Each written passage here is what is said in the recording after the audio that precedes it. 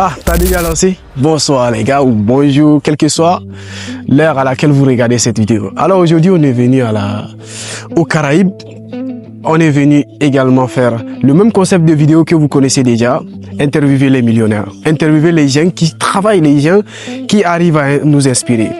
Mais comme toutefois, on a eu beaucoup de refus, beaucoup de gens qui nous ont dit « Oh, on ne veut pas face à la caméra. » Mais vous savez que c'est pas ça qui va m'arrêter, bien sûr. Vous savez que c'est pas ça qui va nous arrêter. Ah, on a continué et on a eu un gars, franchement, il a une expérience de malade. Aujourd'hui, il nous a partagé beaucoup de bonnes choses, beaucoup de bons conseils que moi, je vais vous résumer dans cette vidéo et je vais essayer de vous faire comprendre, franchement, l'essentiel de notre conversation. Parce que, vous savez, la jeunesse aujourd'hui, on a un problème de manque de patience. Beaucoup d'entre nous, moi, le premier, hein, franchement, je vais tout de suite, moi, je vais vraiment tout cartonner, quoi. Mais, comme il me l'a si bien expliqué, les gars, il va falloir être patient. Ok, je vous explique l'histoire qu'il m'a racontée. Bon, c'est un bon DG, un bon cadre. Je ne vais pas nommer l'entreprise ou la société dans laquelle il a été. Il a perdu son boulot, mais cela ne l'a pas empêché. Une fois perdu son boulot, les gens riaient, les gens disaient que bon, c'est fini pour lui. Mais non, il a su se relever. Et avant même ce mindset-là où il s'est dit, je veux faire quelque chose d'autre. On ne sait jamais. Et il a perdu son boulot, il s'est lancé dans d'autres activités. Une fois qu'il a perdu son boulot, les gens riaient et disaient bon, c'est fini pour lui. Mais aujourd'hui, ça va mieux que quand il était dans son boulot.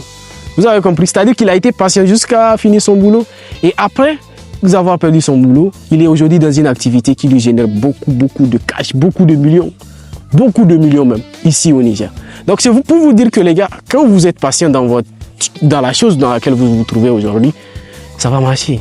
Et ayez toujours un second plan. C'est-à-dire que même si vous êtes stable dans votre business ou bien dans votre emploi et tout, pensez toujours à faire un truc de côté. Pensez toujours à investir, pensez toujours à vous diversifier.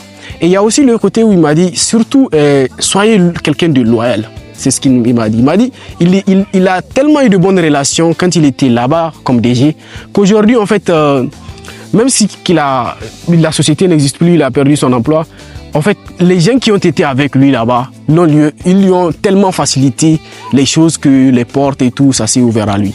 La loyauté, les gars, la loyauté.